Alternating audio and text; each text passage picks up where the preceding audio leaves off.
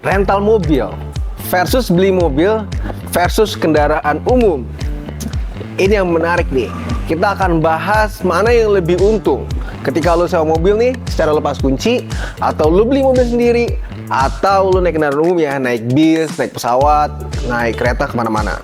Nah, ini ada beberapa faktor yang harus kita perhatikan mana yang secara lebih hemat. Dari yang pertama deh, kita lihat dari beli mobil sendiri. Beli mobil sendiri, ini menurut gua, ini sebagai kita ya, mungkin Gen Z ya, ini butuh capital ya, butuh modal yang sangat besar di awal untuk beli mobil. Itu kisarannya minimal yang layak, itu minimal 100 juta ke atas.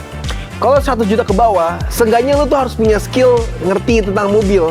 Karena usianya yang jelas sudah di atas 10 tahun, dan sudah banyak spare part yang harus diganti. Kalau kita nggak pinter-pinter, nggak menguasai tentang mobil, itu justru kita bisa boncos lebih banyak. Jadi pertimbangan pertama adalah harus menyiapkan dana di awal 100 juta rupiah, dan juga setiap tahun ada pajak tahunan, ada servis rutin, ada ganti ban. Itu kalau di total pengeluaran untuk ganti ban, servis, pajak itu bisa hampir 7-10 juta per tahun, tergantung tipe, tahun, transmisi mobil yang dibeli. Itu biaya yang dibutuhkan untuk beli mobil. Di sisi yang lain, ini kendaraan umum. Kendaraan umum, kalau kita sendiri, kita naik bis, kita naik pesawat, kalau untuk pemakaian mobil ya, berarti kurang lebih Pulau Jawa. Sejauh-jauhnya di Pulau Jawa, naik pesawat itu 1 juta lah. Mungkin ke Surabaya ya, atau 700.000 sekali terbang ke sana.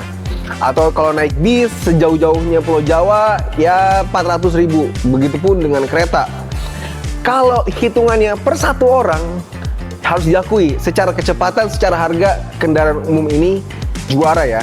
Dan modal yang dikeluarkan di awal pun sangat jauh berbeda.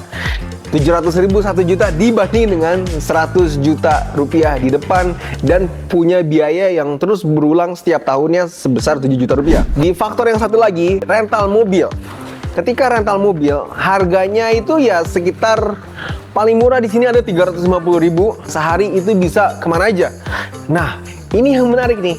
Kalau biayanya kita sebar ke 5 orang, ke 7 orang dalam satu mobil, dengan bensin asumsi 150.000 per hari, berarti sehari 500.000. 500 dibagi 7 itu kurang lebih 75.000 per orangnya. Dengan 75.000 per orang, itu bisa pergi kemana aja, bebas.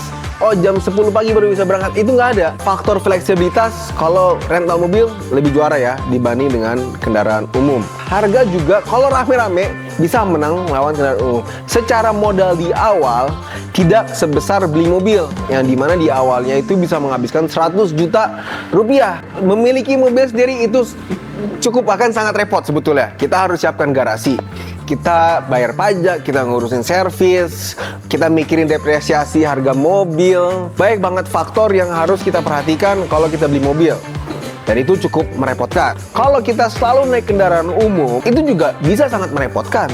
Kalau kita harus terus-menerus berubah moda transportasi. Dari kota A terbang ke kota B, terus dari kota B naik kendaraan umum untuk pergi ke semua wilayah di tempat itu bisa sangat merepotkan. Berbeda dengan ketika kita sewa mobil, pajak, servis, parkir, itu semua sudah diurus oleh pihak rental.